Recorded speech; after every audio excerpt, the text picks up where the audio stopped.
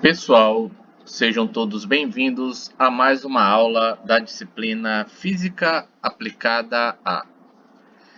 Em aulas anteriores, nós já estudamos sobre o Sistema Internacional de Unidades, a análise dimensional e o início da cinemática escalar, onde foram explicadas as grandezas espaço, velocidade e aceleração.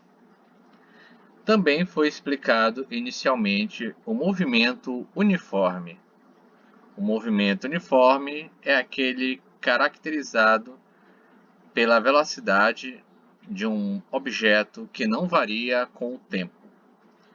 Foram apresentadas três equações da velocidade, da equação horária dos espaços em função do tempo e do gráfico do espaço em função do tempo, onde, se você tirar a tangente do ângulo, você obtém a velocidade.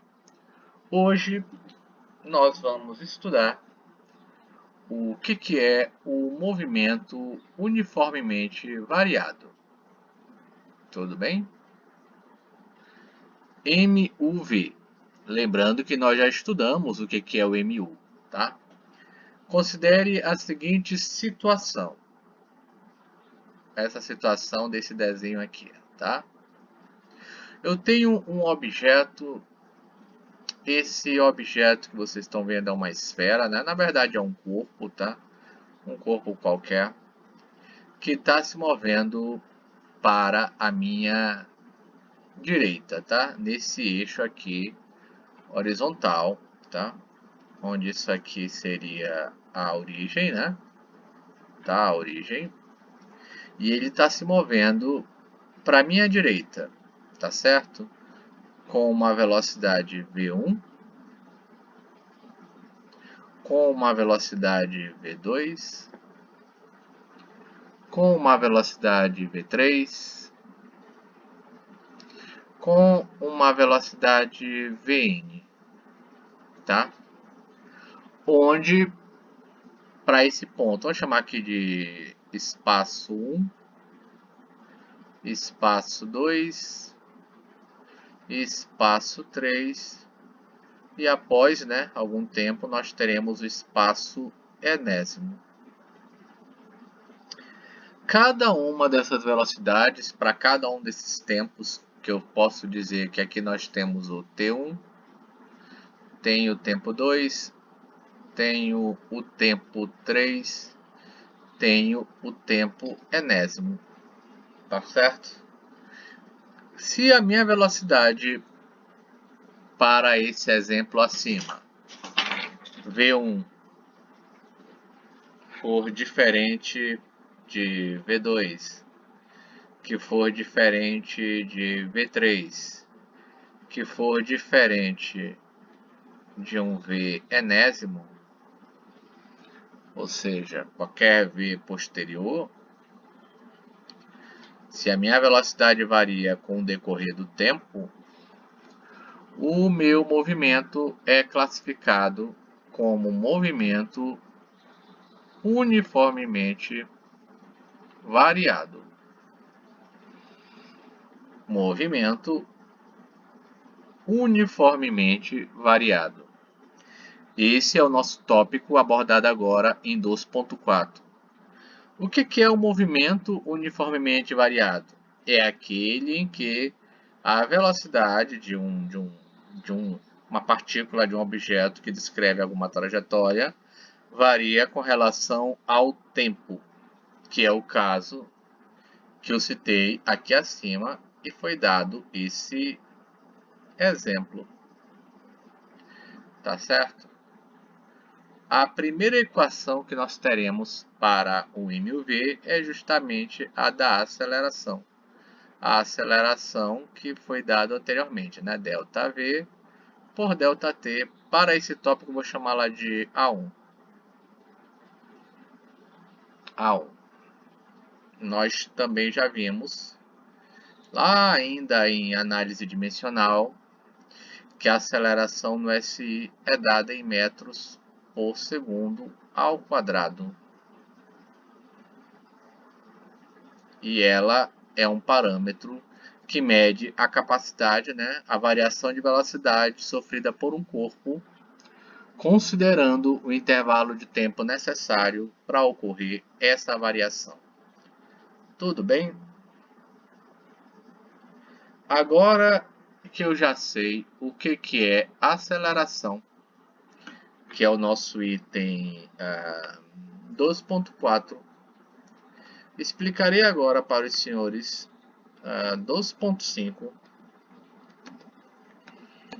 a função horária da velocidade ou a nossa equação das velocidades. Tá certo? A função horária da velocidade parte do mesmo princípio do que foi explicado acima, tá? Vou fazer aqui um exemplo, tudo bem? Onde nós vamos ter a mesma situação, mas como uma foto estroboscópica, né? Eu vou colocar apenas duas situações, tá? Como se a gente fosse tirar uma cópia, né? Uma foto justamente nessas situações, tá? Eu quero, assim como eu encontrei a equação de mu, eu quero encontrar a minha velocidade, agora considerando a questão da aceleração. Então considere esse desenho que acabei de fazer. Um objeto parte da origem, que eu vou chamar aqui de... ele partiu com uma velocidade v0, tá certo? E após um tempo t, tá certo? Houve um tempo em que ele se movimentou, chegou a esse ponto que eu vou chamar de v, tá? Onde aqui era a minha origem e aqui ele percorreu até um espaço A. Como ele chegou nesse ponto, esta aqui é a minha velocidade final. Tudo bem?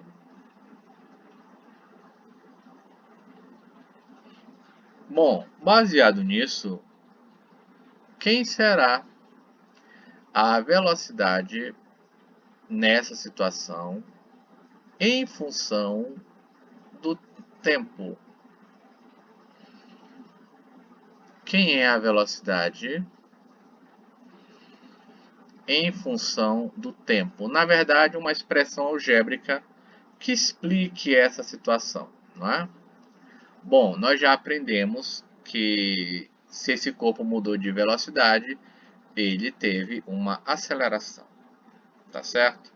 Então, a aceleração A é a variação de velocidade sobre a variação de tempo, conforme nós vimos lá acima. Tudo bem?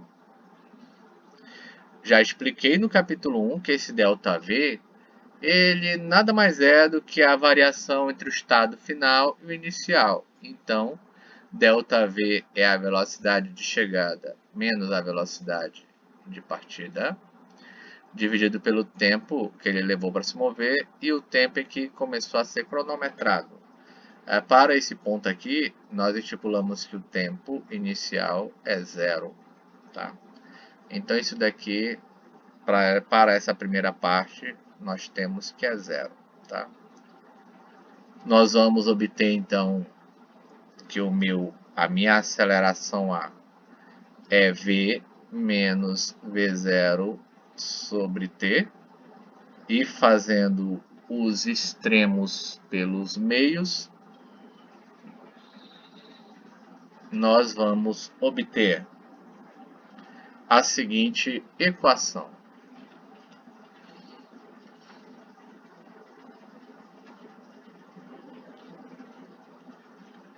A equação V igual a V0 mais AT, que eu vou chamar de a minha equação A2. Tá certo?